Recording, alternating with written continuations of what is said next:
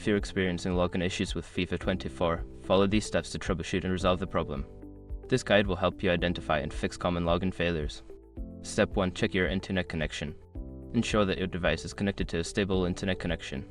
A weak or unstable connection can prevent you from logging in. Try restarting your router or switching to a different network if possible. Step 2. Verify account credentials. Double-check your username and password to make sure they are entered correctly. If you've forgotten your password, use the password recovery option to reset it. Step 3. Update the game. Make sure that FIFA 24 is updated to the latest version.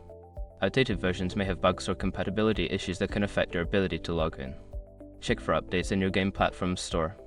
Step 4. Clear cache. If you're playing on a console or PC, try clearing the cache of the game. This can help resolve any temporary files that may be causing login issues. Instructions for clearing cache can vary by platform, so refer to your device's support page for guidance.